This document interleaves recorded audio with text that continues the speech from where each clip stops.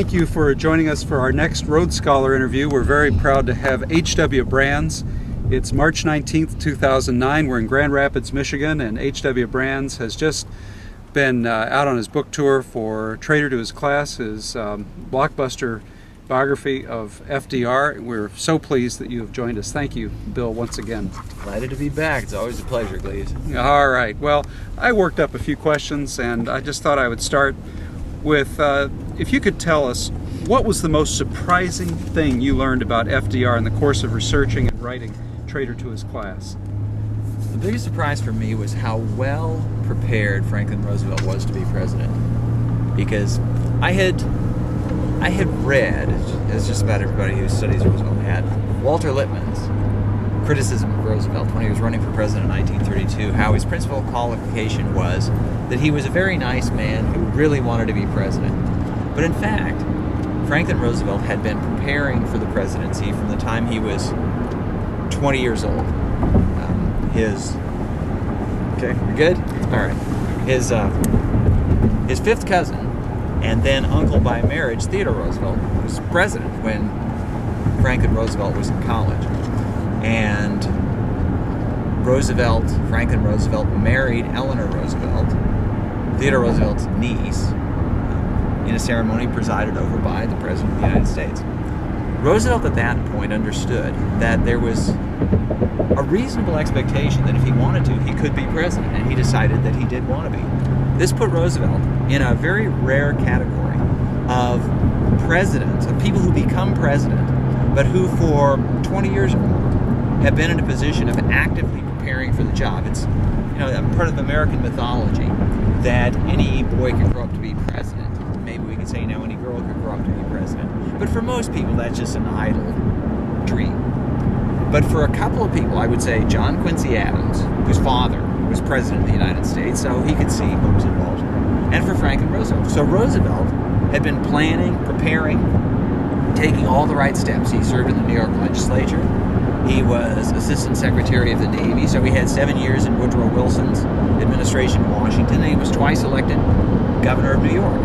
And in fact, as governor of New York, he got a dry run, a test run for being a chief executive during the Depression. He got to try out many of the programs that became part of the federal New Deal as part of what could have been called a New York New Deal, except the label New Deal hadn't yet been coined.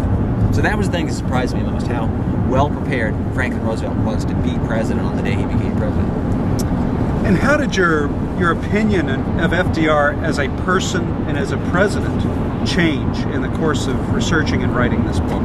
Well, one of the things that I concluded as I was doing the research was that the Second World War is what really holds the key to understanding Roosevelt's presidency and his leadership. Because if you do a thought experiment, imagine that there was no Second World War, then Roosevelt would have left office after the 1940 election.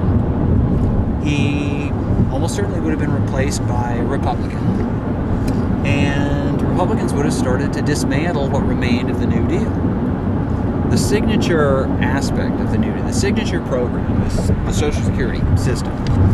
As of 1939, 1940, almost no one was receiving any benefits from Social Security.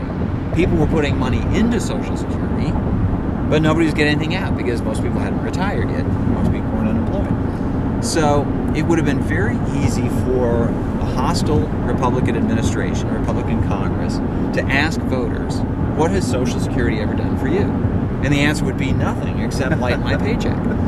And so this would have happened if not for the Second World War. So the Second World War gave Roosevelt 2 more terms in office, or a term and a half in office, and it allowed the New Deal, especially Social Security, more time to become part of the American political landscape. So that by the time the Republicans actually eventually did recapture the White House in 1953, by then, tens of millions of Americans were getting their monthly Social Security checks. And when conservative Republicans proposed to Dwight Eisenhower in the 1950s, okay, now's our chance, we can roll back Social Security, Eisenhower said, you got to be crazy. Now, this is what people have come to expect. And any political party that takes on Social Security is going to be cast into the outer darkness of American politics, and justly so. So it's the Second World War that gives Roosevelt that, and the New Deal, that extra time. And of course, it gives Roosevelt the opportunity to become one of the great world leaders of the 20th century.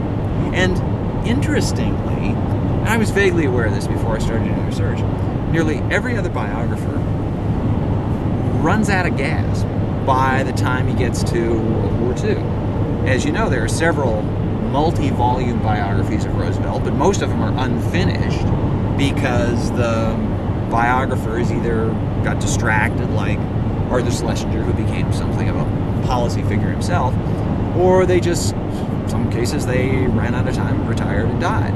But the result is that we know a lot about Roosevelt and the New Deal, because most of the biographers come at Roosevelt's presidency from the front end, which is the obvious way to do it. But the thing that I concluded was that it's the Second World War that really cements the historical importance of Roosevelt's presidency. Imagine if he had left office after 1940.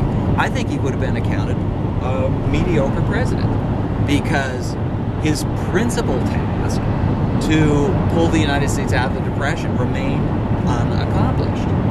And so, and as I say, the New Deal would have been at risk. Oh, the other thing, of course, is that when he's in the White House during the Second World War, it's the Second World War that pulls the United States out of the Depression. Roosevelt's still president, so he gets credit for pulling the United States out of the Depression. Strictly speaking, it wasn't the New Deal that did it, but Roosevelt can say, I was there when it happened, so I'm the one who did it. Very good.